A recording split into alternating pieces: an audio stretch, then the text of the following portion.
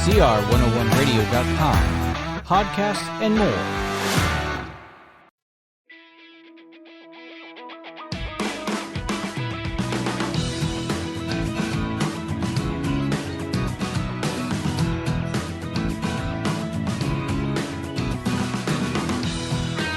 And welcome back to another episode of Preschool Pioneers. I'm your host, Jeremy Walker. You can follow us on our parent network, CR101 Radio, on social media such as Facebook, Twitter, MeWe, Gab, YouTube, and Liberty News Radio. You can subscribe to this podcast in your preferred platform so you never miss an episode. Visit cr101radio.com/preschool pioneers for these links. Welcome back, everybody. We are on another episode of Preschool Pioneers, and this episode is entitled I is for Intellectualism, the Danger of Thinking. The education is about creating smart and or educated children and people. Let's begin by answering the question, why Christians should become teachers. Well, Christians should become teachers because the purpose of educational institutions is to train young people in the knowledge of reading, writing, arithmetic, and more. But it has been hijacked by anarchistic, humanistic, religious extremists that will tirelessly use educational institutions as their tool for moral, cultural, and political rebellion and change. The modern educational systems have been turned into new educational camps where history is rewritten, math is perverted, science is denied, biology is rejected, and anarchistic political activism is the ultimate goal for the individual soul to occupy itself with. In short, true education is dying on the altar of religious humanism and its pursuit of power. Well, that's a big mouthful, I know. But it is absolutely important that Christians get involved in education, personally, and on a more community level. If you are new to Preschool Pioneers, my name is Jeremy Walker. I'm a husband, I'm a father of 11 children, married 20 years, and been involved specifically with early childhood education for 20-plus years. Now we're going to talk about I is for intellectualism, the danger of thinking that education is about creating smart or educated people. Well, it is a very big misunderstanding to think that schools now, even remotely, are associated with the concept of education, meaning academics, smart people, reading books, learning about history, learning about the world that we live in, any of those things in between. Because education stopped being about reading, writing, and arithmetic a very long time ago. High school graduates cannot read. They cannot write.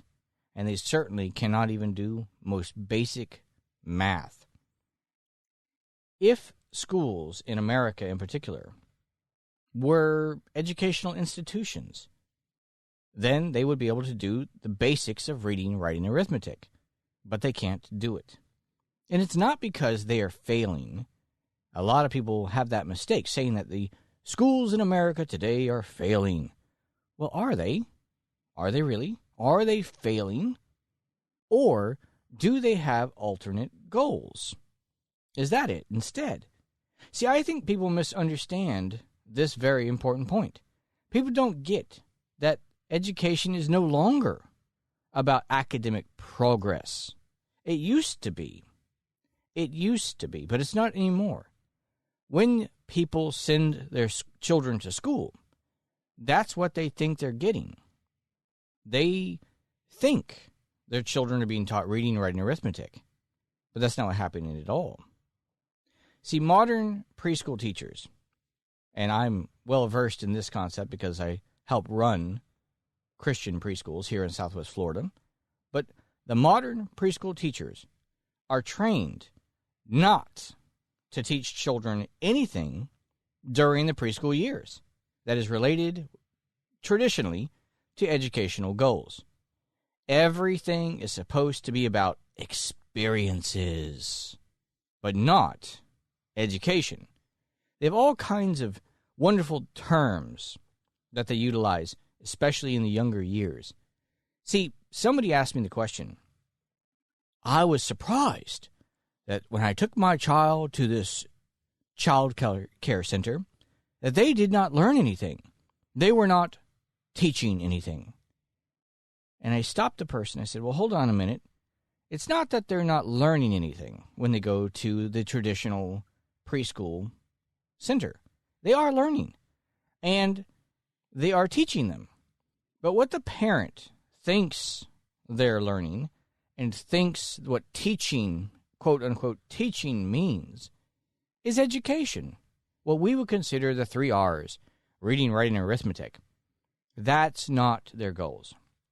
I have sat through courses, had inspections, been with inspectors, and these people absolutely despise what we call education, especially for those in the preschool years, young children under the age of 5.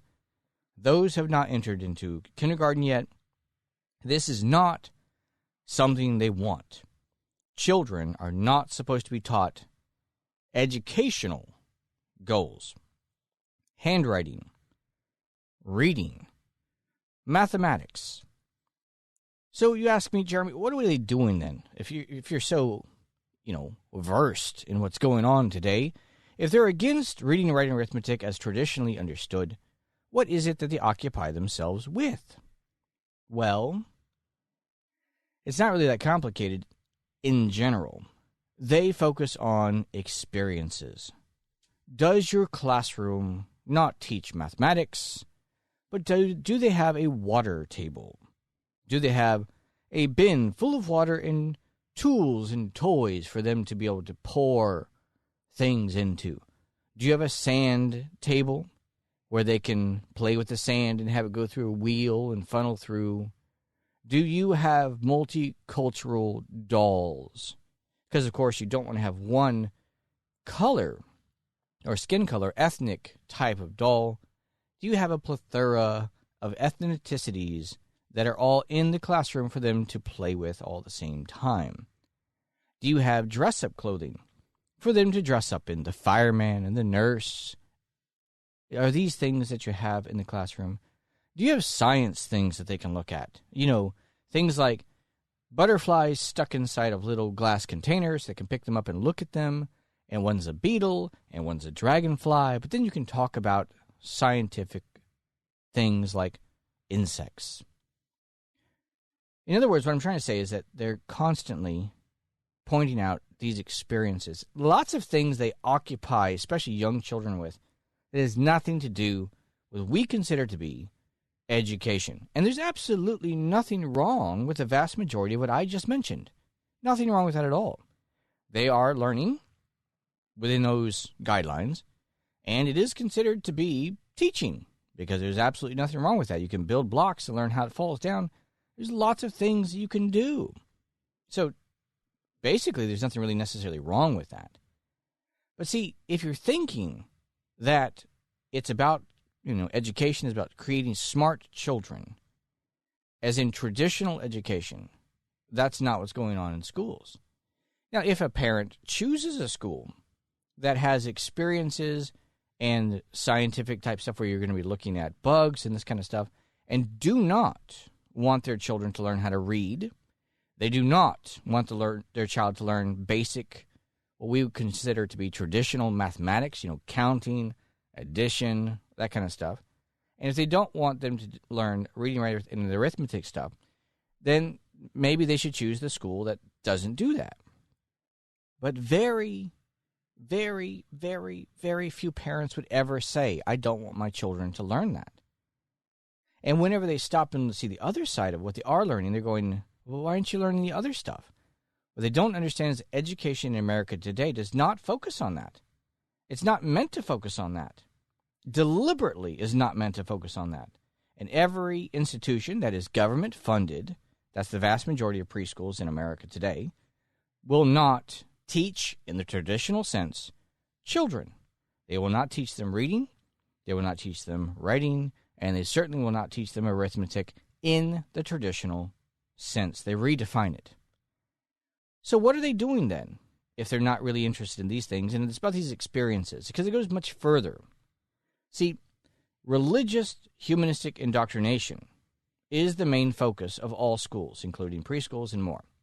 See, the new world morality and the new political religious order is all that really matters for these people and for these institutions. All schools are supposed to focus on that, and they do. This is why you see things in the news about drag queen story hour. These are preschoolers where parents are supposed to bring their kids and have a drag queen, a man dressed as a woman, to read them children's books, to introduce them to this person, to destigmatize what they are to children. Not to adults, but to children, and specifically to children on purpose.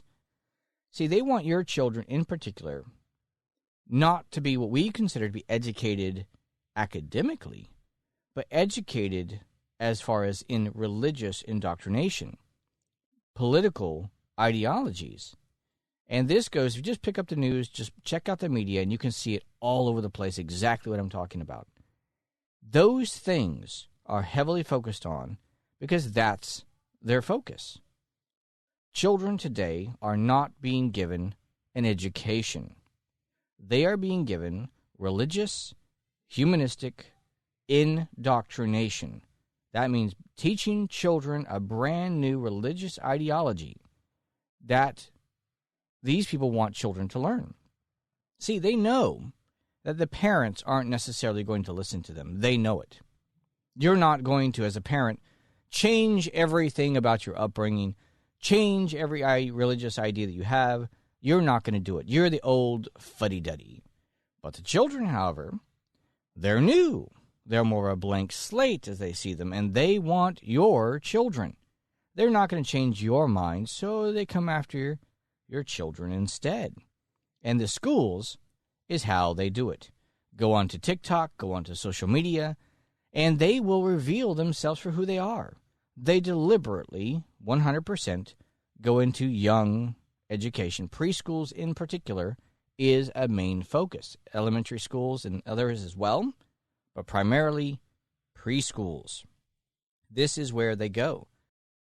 They want to get the children very, very young and teach them what they want them, or how they want to see the world from their perspective.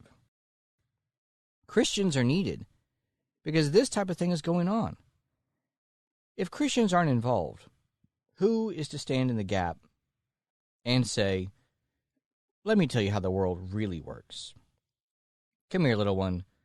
Let me tell you about how things really are, how you're supposed to really act, where you really came from. Without Christians, that doesn't happen. See, modern education institutions do not teach what is, but what the humanistic religious zealots want it to be. Reality is to be abandoned for imagination. Well, their imagination. See, it's very, very important that Christians get involved in this. God could not be more specific about our duties as parents, and that incorporates into teachers and helping people in the community. See, our goals are to be true educators, and part of that is reading, writing, and arithmetic. All these are religious functions. It's important to learn reading, it's important to learn writing, and it is important to learn arithmetic. It's also important to learn about science, about the real world that we live in. But see, science is used as a term, but it's not actually what people think it is. When I say science, I say us looking at the observable world and us coming to the conclusion about what is. Whenever the modern people look at this, these religious humanistic indoctrinators, they come to the world. They could see what I see, but then they bring their own imaginations and attach to it. A good example of what I'm talking about is male and female. When was this a problem? When has this ever been a problem? When should it ever be a problem? No. Male and female is a simple fact. It also is a biblical fact, the way that God designed the world. And what they want children to learn is not science, is not the way that the world really works. It is how they would like it to be. As a would-be God, they want to recreate the world in their own image or their own ideas of the way the world should work in their minds. But the problem is, they can't. They never can. And it never will. And instead of giving truth to children, they simply give imagination, a false imagination, and absolutely no education. Now, as a parent, you have to decide what you want for your child. Do you want them to learn the truth, or do you want them to be taught fairy tales? Well, as Christians, it's important we become teachers so we can help combat the errors that are being taught by these radical humanists in the world, and to help children understand where they live and how to prosper. Because that's what parents and teachers should do. They should be promoting children, not lying to them and setting them up for failure. Well, let's go on now to our second section here. We're going to be entering into the Preschool Pioneers Field Guide.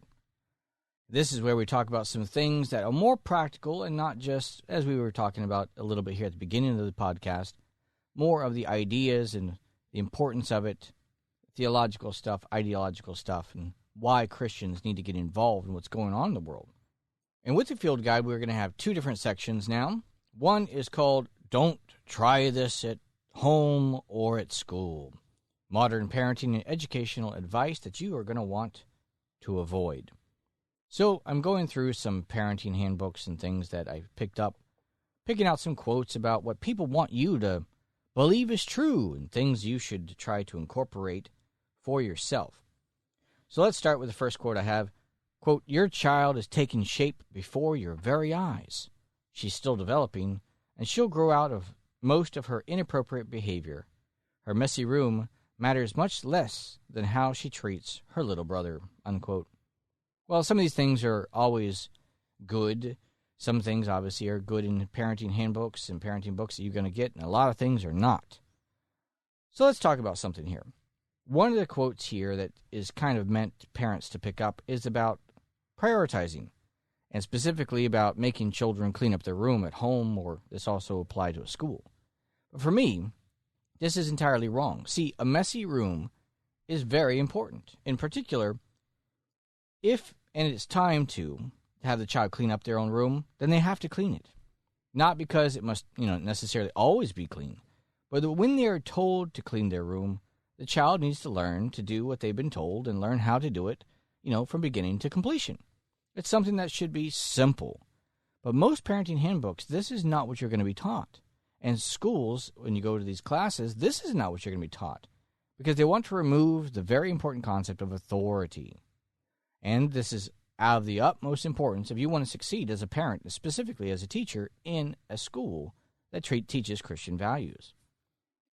Teaching children that they have to learn to listen to their parent or their teacher means that when the room is messy, sometimes the room might be allowed to stay messy, or the classroom at some points in time might be messy, but there is a time to clean it. And when it's time to clean, it's not time to avoid the discussion. It's not time to say, well, let's just leave it that way. No, children do good with learning authority. And how do they do that? They learn that very simply through small steps, one little step at a time. And if you want to properly teach your child at home, if you want to properly teach authority in the classroom, then you'll take all these small little moments to teach the child by doing these types of things, teaching them how to clean, when to clean, and do it from beginning to end. Because it's all the small little things that matter at home or in a classroom or in child rearing. If you're in a classroom and have cluttered desks or cubbies, then these are things that don't seem like a big deal. But teaching children to clean up and take after and care for their environment really helps with classroom control and parental authority. Trash and debris on the ground, either at home or in a classroom or school, are very important. See, when people decide they can destroy their environment, leave stuff wherever they want, they throw it there, that's where it stays, then they don't learn how to properly care for things. Dirt spots on doors and floors is more of a thing for a parent and for teachers in the classroom and things like that. But keeping things clean, well, this is very important for your child to see that you care about the way that you live. If you're going to leave that napkin on the floor, if you're going to leave those toys on the floor, then you're setting a standard. One standard will help them to grow and learn self-control, learn how to control their environment and not mess it up. These little things really matter. If you have in the classroom kids who are crying and disturbing the classroom, how can anybody else be thought to learn from this? Disturbing kids, especially in classroom settings. Those people that are in classrooms with other children, you have to learn how the environment does affect children. And all the little things matter. So kids that are crying in the classroom have to be dealt with. If a child is screaming at home and interrupting a movie, well, you can't let it go on. You must stop. You must deal with the matter at hand. It doesn't matter if it's in the school. It doesn't matter if it's in the home. And a really important part is just about how presentable we are. How do we present ourselves in home? How do we present ourselves at school? Are our faces dirty? How about our clothes? Are they disheveled? We have dirty clothes on? Are we missing shoes? Keeping a person looking nice on the outside helps you look nice on the inside. When you pick on the little things, the bigger things don't really come their way. So it's something you want to definitely focus on if you want to be successful at home or if you want to be successful in a school setting. All the little things matter. Now, before we end up here at the beginning, or rather the end of this episode, we've been talking about intellectualism and the importance of it. I want to talk about some of the parental comments we get at our schools, because these are things you're going to be looking for. Quote, our preschooler attended the whale school the past 2 years while they were in Naples for a season. She practiced her letters and numbers and, most importantly, the skills to get along with others. She even learned some Spanish. The program provided meals and snacks, which made getting there easier in the mornings. The staff always seemed to be smiling, happy to see her, and actively working with the children. Lisa. Well, these are some of the quotes that we like to get at our schools, at Grace Community School, and it's something that you should be working towards as well. See, if you want to get involved, it's something that you have to work towards. It's not something that just happens all by itself. And for me, especially here on Preschool Pioneers, one of our goals is to help you get inspired and get involved. That's what we want you to do. So if you want more information, you can check out our website at cr101radio.com/preschool pioneers for more information. Thank you for joining me again on this episode, and God bless.